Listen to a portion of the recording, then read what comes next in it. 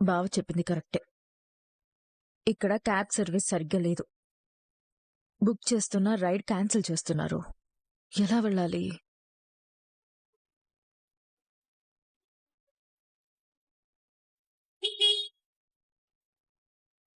ఇక్కడ cab service తక్కువగా ఉంటుందని బ్రదర్ ముందే చెప్పాడు కదా. నిన్నడిగానా? వర్షం పడేలా ఉంది. నీతో చెప్పిందా? ఆకాశమేమీ అమ్మాయి కాదు అన్నీ చెప్పకుండా చేయడానికి. వర్షం వచ్చే ముందు మెరుపులొస్తాయి, మెరుపులొచ్చే ముందు మేఘాలొస్తాయి. కానీ నువ్వు మాత్రం నేనెక్కడికెళ్తే అక్కడికొస్తావు. అనుకోకుండా జరిగింది. ఇంటి దగ్గరే చెప్పొచ్చు కదా, దీపింటికి వెళ్తున్నాను అని. నువ్వు నాతో చెప్పావా? అయినా నీతో నాకు ఆర్గ్యుమెంట్ ఎందుకులే. నేనాగింది నీతో ఆర్గ్యూ చేయడానికి కాదు, నీకు లిఫ్ట్ ఇవ్వడానికి. నేనడిగానా? అడుగుతావనే ఆగాను. అవసరం లేదు. పోనీ నేనిస్తాను. అవసరం లేదు. హు, ఓ పని చేద్దాం. నువ్విక్కడే ఉండు, నేను వెళ్ళి మళ్ళీ వస్తాను. లిఫ్ట్ లిఫ్ట్ అని చెయ్యి అడ్డుపెట్టు. నేను scooty ఆపుతాను.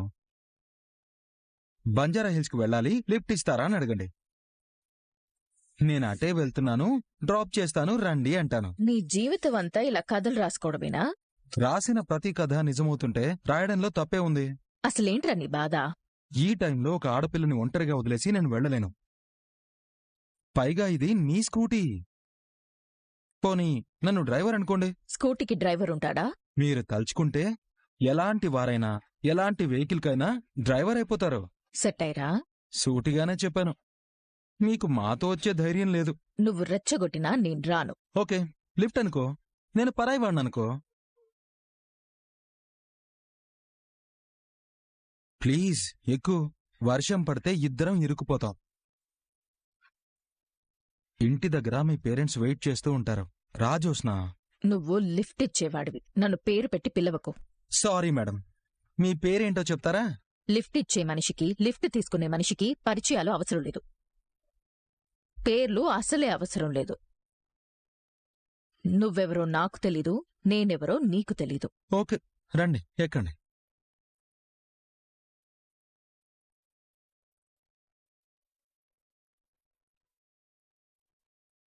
ఎక్కారా?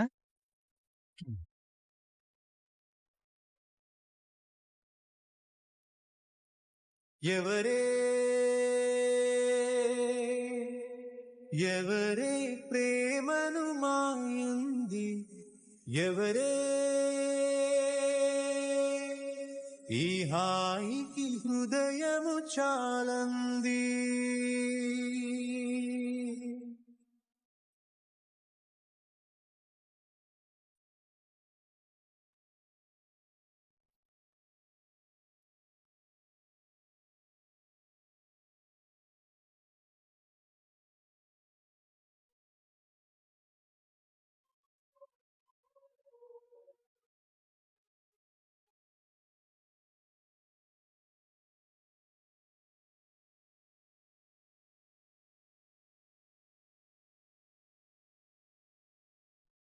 Thanks. It's okay. 1 minute. ఏంటి? చాలా కష్టపడుతున్నట్టున్నావు. దేనికి? నన్ను నమ్మించడానికి. నిన్ను నమ్మించడమేంటి? నీ మనసులో ఎవరూ లేరని నన్ను నమ్మించడానికి చాలా కష్టపడుతున్నట్టున్నావు. నాకు ఎవరిని నమ్మించాల్సిన అవసరం లేదు. అలాగే నా మనసులో ఎవరికీ స్థానం లేదు. నీక్కూడానా? నాకంటే? అదే, నీ మనసులో స్థానం నీకైనా ఉందా, నీక్కూడా లేదా అని. తెలివిగా మాట్లాడుతున్నాను అని అనుకోకు. దీంట్లో తెలివేముంది? నాకు చిక్కుడుగాయ కూరంటే చాలా ఇష్టం. ఆ ఇష్టం చిన్నప్పుడు ఉంది, ఇప్పుడు ఉంది, ఎప్పుడూ ఉంటుంది. నేను ఎక్కడున్నా నా మనసులో నుంచి ఆ కూర మీద ఉన్న ఇష్టం మాత్రం పోదు కదా. పోకపోవచ్చు. అయితే ఏంటి? ఇప్పుడు నేను చిక్కుడుగాయ బయటపడేసి వీటి మీద ఇష్టం పోయింది అంటే నువ్వు నమ్ముతావా?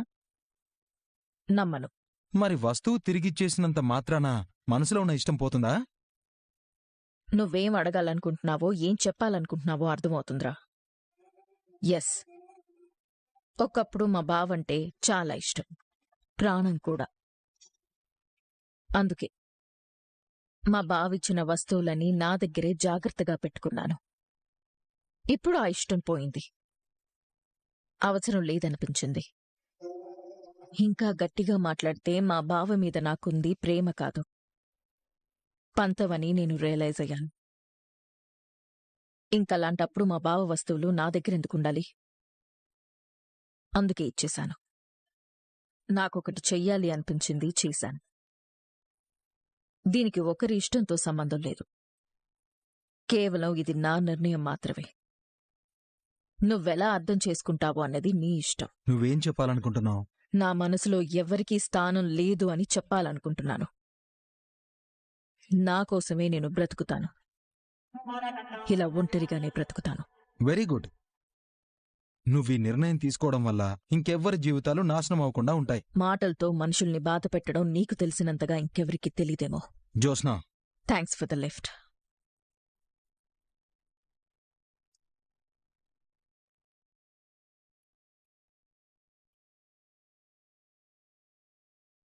ఏంటి బాబు ఇది? నీ కారణంగా జ్యోత్స్న ఎంత ఇబ్బంది పడుతోందో నీకర్థమవుతోందో లేదో కాని మాకర్థమవుతోంది. నేనేం చేశాను మేడం? నువ్వు పెళ్లి రిజెక్ట్ చేస్తున్నాను అన్న దగ్గర నుంచి నా కూతురు మాకే కొత్తగా కనపడుతోంది. ఎవరితో సరిగ్గా మాట్లాడటం లేదు, సరిగ్గా భోజనం చేయటం లేదు, నిద్రపోవడం లేదు. రాత్రి ఏం జరిగిందో నీకు తెలుసు కదా. కార్తీక్ జ్యోత్స్నకిచ్చిన వస్తువులన్నీ తిరిగిచ్చేసింది. అది మంచి విషయమే కావచ్చు, కాని అది పడే వేదన మేం చూడలేకపోతున్నాం బాబు. మీరు చెప్పినవన్నీ నిజమే మేడం. ఇవన్నీ నా కళ్ళ ముందే జరుగుతున్నాయి. నీ కళ్ల ముందు జరగడం కాదు, నీ వల్లే జరుగుతున్నాయి బాబు. నా వల్ల? ఒక రకంగా చెప్పాలంటే నువ్వే దాన్ని బాధ పెడుతున్నావు. సరే మేడం, మీరన్నదాన్ని నేను ఒప్పుకుంటాను. నేను మిమ్మల్ని ఒక ప్రశ్న అడుగుతాను, సమాధానం చెప్పండి. అడుగు సూరజ్. సూరజ్ అనేవాణ్ణి పక్కన పెట్టండి. జ్యోత్స్న మనసులో కార్తీక్ గారున్నారని మీకు తెలుసు.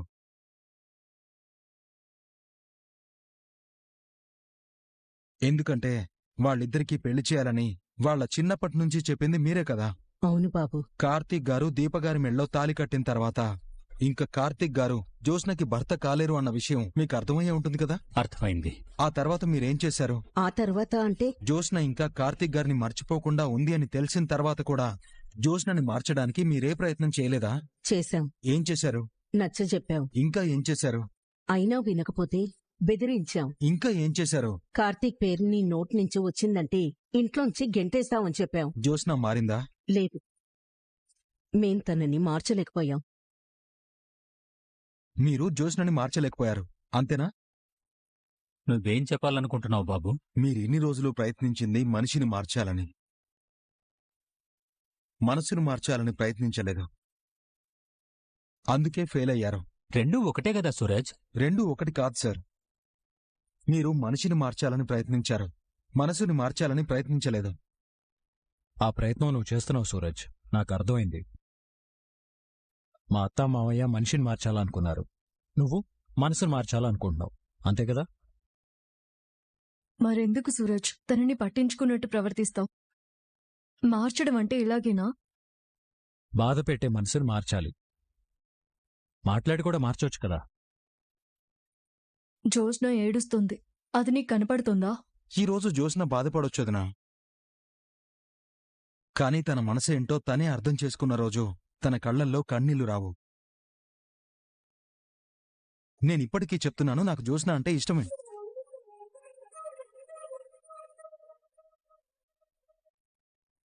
తనని నేను మనస్ఫూర్తిగా ఇష్టపడుతున్నాను.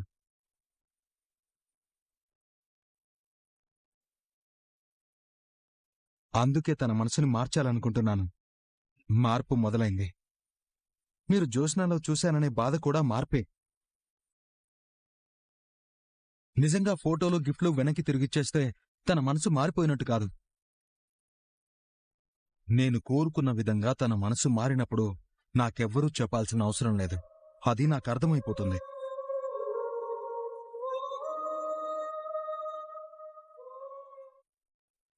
జ్యోత్స్నతో జీవితాంతం కలిసి బ్రతకగలిగేంత ప్రేమ నాలో ఉంది.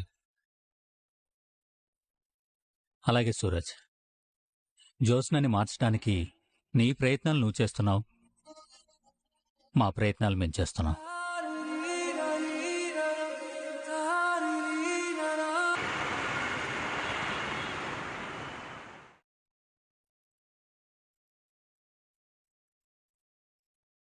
చూడండి గౌరీప్రసాద్ గారు,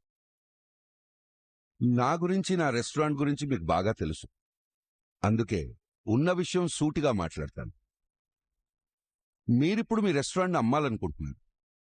మేమిప్పుడు మీ రెస్టారెంట్ని మా జ్యోత్స్నా రెస్టారెంట్లో ఓ భాగంగా చేయాలనుకుంటున్నాం. సారీ శివనారాయణ గారు, దీన్ని నేను మీకు అమ్మలేను.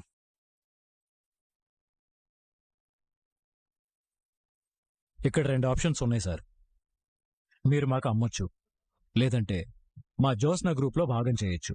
నేను రెండూ చేయలేను కార్తీక్ గారు. ఎందుకండి? ఎందుకంటే నేను ఆల్రెడీ వేరొకరికి ఈ రెస్టారెంట్ ఇస్తానని మాటిచ్చాను. ఎవరికి? మాకే.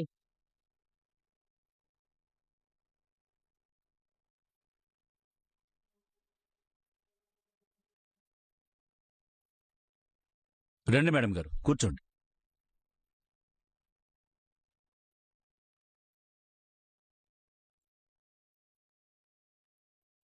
నేను రెస్టారెంట్ ఇస్తానని మాలిని గారికి మాటిచ్చాను శివనారాయణ గారు.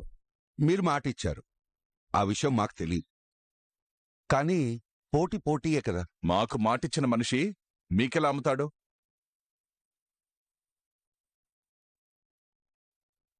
ఇదంతా ఎందుకు సార్? అమౌంట్ ఎంతో చెప్పండి, మనం ఇప్పుడే అగ్రిమెంట్ చేసేసుకుందాం. లేదంటే దక్కించుకోవడానికి ఎంతమందైనా ఆశపడచ్చు. నేను మీకు మాటిచ్చాను, కానీ 2 షరతులున్నాయి. ఏంటవి? ఈ రెస్టారెంట్ మా నాన్నగారి జ్ఞాపకం. దీంట్లో పనిచేసే వాళ్ళని మేము సొంత కుటుంబంలో మనుషుల్లా చూస్తాం. ఈ రెస్టారెంట్ మీరు తీసుకుంటే స్టాఫ్ను మాత్రం మార్చొద్దు. వాళ్ళ జీవితాలు రోడ్డున పడటం నాకిష్టం లేదు. అలాగే రెండవది, దీన్ని రెస్టారెంట్గా ఉంచుతామని నాకు మాటివ్వాలి. గౌరీప్రసాద్ గారు, మీ డీల్ మాకు ఓకే. ఏంటి ఓకే శివనారాయణ గారు? ఆయన అమ్ముతానని చెప్పింది మాకు. అమ్ముతాను అన్నారు, కానీ షరతులు విన్నారుగా. ఆ నిబంధనలకు లోబడి కొంటారంటే కొను.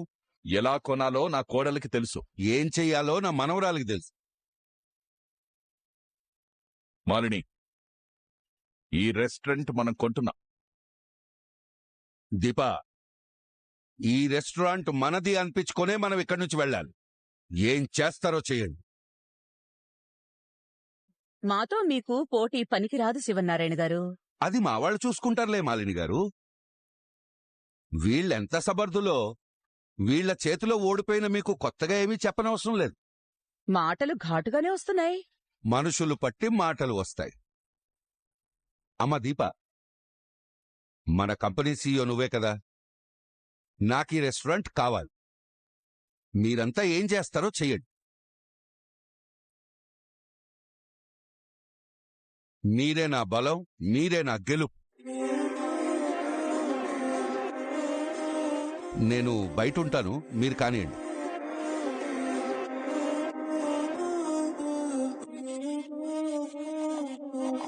అమ్మ మాలిని, అగ్రిమెంట్ రాయించుకొని రా. బయట నీకోసం నేను వెయిట్ చేస్తూ ఉంటాను.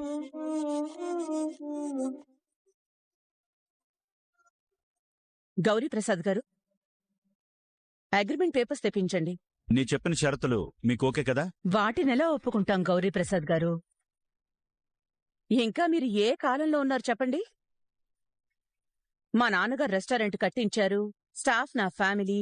ఈ రోజు రెస్టారెంట్ కష్టాల్లో ఉందంటే ఆ స్టాఫ్ కరెక్ట్గా లేకపోవడం వల్లే కదా. రెస్టారెంట్ని నష్టాల్లోకి తీసుకొచ్చినా అదే స్టాఫ్తో రెస్టారెంట్ని కంటిన్యూ చేస్తే మేము నష్టాల్లోకి కదా వెళ్లేది. అది కాదండి. నాకు తెలిసి మీ ప్రపోజల్ని ఎవ్వరూ ఒప్పుకోరు. నేను ఒప్పుకుంటాను.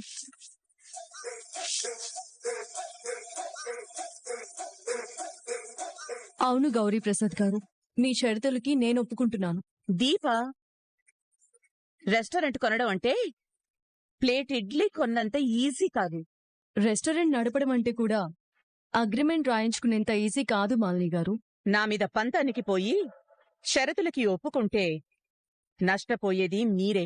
నష్టాన్ని కూడా లాభంగా మార్చగలం అని ముందు మాట తీసుకుంది నేను. నాకే కావాలి. మాట తీసుకున్నా మీరు షరతుకు ఒప్పుకోనప్పుడు ఎవరికి ఇవ్వాలన్నది ఓనర్ ఇష్టం. నీ దగ్గర నిజాయితీ నేర్చుకోవడానికి రాలేదు, మీతో వాదించడానికి అస్సలు రాలేదు. గౌరీప్రసాద్ గారు, అగ్రిమెంట్ తెప్పించండి. సారీ మాలిని గారు, నేను ఎటు నిర్ణయం తీసుకోలేకపోతున్నాను. నేను మాలిని గారికి మాటిచ్చాను, అలాగని స్టాఫ్కి అన్యాయం చేయలేను. ఏం చేయాలో అర్థం కావడం లేదు. నన్ను సొల్యూషన్ చెప్పంటారా? చెప్పండి. స్టాఫ్ మీ ఫ్యామిలీ మెంబర్స్ లాంటి వాళ్ళు అంటున్నారు కాబట్టి వాళ్ళు ఎవరిని ఎంచుకోవాలనేది వాళ్ళకే వదిలేద్దాం.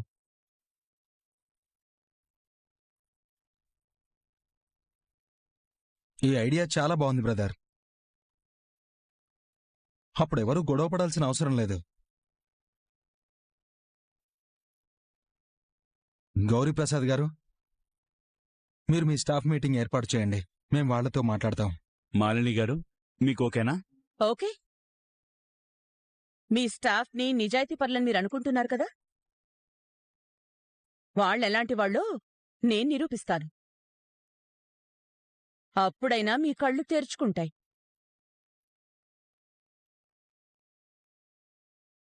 నువ్వొస్తావని నాకు తెలుసు మిత్రమా. నువ్వైతే కావాలని వచ్చావని నాకు తెలుసు. వ్యాపారంలో పోటీ ఉండాలి కదా. నువ్వు పోటీ పడ్డానికే వ్యాపారం చేస్తున్నావా? నీతో పోటీ పడ్డం నాకిష్టం. మరో మాట చెప్పు. ఆరోగ్యం బాగుంటుందా? ఇప్పుడు వరకు బానే ఉంది. ఇక మీదట కూడా బానే ఉంటుంది. చూడాలి. ఓటమిని నువ్వు తట్టుకోలేవులే. అది నీకు బాగా అలవాటు కదా. నువ్వు కూడా అలవాటు చేసుకుంటావు. అంత కష్టం మా వాళ్ళు నాకు ఇస్తారని అనుకోవట్లేదు. అతి నమ్మకం అంత మంచిది కాదు. నా మొదటి పెట్టుబడి నమ్మకమే. దాన్ని నేను కొందామని వచ్చాను. నువ్వు సరిపోవు. కాసేపట్లో తేలిపోతుందిలే. నా వాళ్ళ గురించి నీకు తెలుసు కదా. నా కోడలి గురించి కూడా నీకు తెలుసు కదా. అట్టదారిలో గెలవడం నీకు అలవాటే కదా. గెలుపుకు నీతుండదని నువ్వే నాకెప్పుడో చెప్పినట్టున్నావు. నీ గెలుపుకి నీతుండదని చెప్పాను. సరే, సొంత విషయాలు మాట్లాడుకుందావా? సొంత విషయాలేంటి? ఇంటి విషయాలు. నేను పరాయి వాళ్ళతో నా ఇంటి విషయాలు ఎప్పుడు పంచుకోను. వియంకుడిగా కాకపోతే స్నేహితుడనుకో. స్నేహానికి ఏనాడో నువ్వు సమాధి కట్టావు. నువ్వు ముసుగు కప్పుకున్న దొంగ. నా ముసుగు తీయడం కాదు, ఇలా ప్రతి చోట నాతో పోటీకి దిగుతుంటే నీకు అడ్రస్ లేకుండా చేయాల్సి ఉంటుంది. ఎలా చేస్తావు? నీ మీద గెలిచి. నేను ప్రతిసారి ఓడిపోను శివనారాయణ. చూద్దాం. ఈ రెస్టారెంట్ ని మేమే కొంటామని ముందుగానే చెప్పాను. ముందు ఎవరొచ్చారని కాదు దక్షిణమూర్తి, ఎవరు దక్కించుకున్నారనేదే ముఖ్యం. అది చూద్దాం. గెలుపు నాదే. నాది కూడా అదే మాట.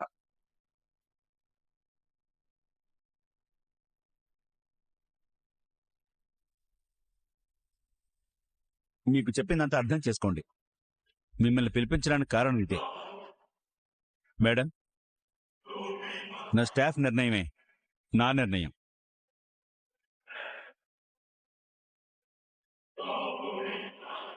వాళ్ళంతా ఎవరిని సెలెక్ట్ చేస్తారో నా రెస్టారెంట్ వాళ్ళకే ఇస్తాను.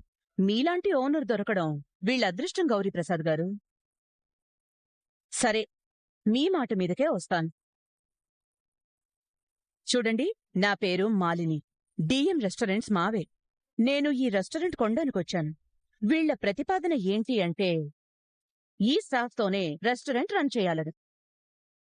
మేము రెస్టారెంట్ కొన్న తర్వాత మా స్టాఫ్తోనే రన్ చేయాలి అనుకుంటాం కదా.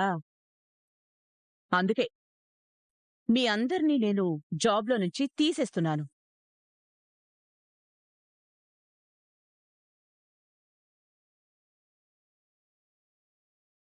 ఉన్నట్టుండి జాబ్ పోతే ఎవ్వరికైనా కష్టమే. అందుకే మిమ్మల్ని ఒట్టి చేతులతో పంపను. ఒక్కొక్కరికి 5 లక్షలిస్తాను.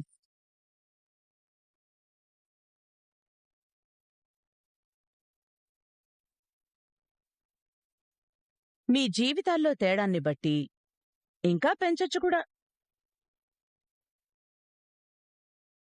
ఇక్కడ పనిచేస్తూ 5 లక్షలు సంపాదించాలంటే మీకు చాలా టైం పడుతుంది.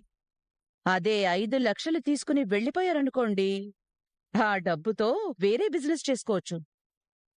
లేదు, ఆ డబ్బు మీ పిల్లల పేరు మీద ఫిక్స్డ్ డిపాజిట్ చేసి మీరు వేరే రెస్టారెంట్లో చేరొచ్చు.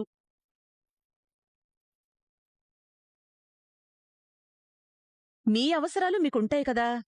పిల్లల చదువులు, పెళ్ళిళ్ళు, ఇంటి మీద అప్పులు, ఇంకేమైనా ఉండొచ్చు. Friends, welcome back to our channel. మీకు కనుక మన వీడియోస్ నచ్చినట్లయితే ప్లీజ్ లైక్ చేయండి, షేర్ చేయండి, కమెంట్ చేయండి, అలాగే సబ్స్క్రైబ్ చేసుకొని మన ఛానల్కి సపోర్ట్ చేయండి. Thank you for watching.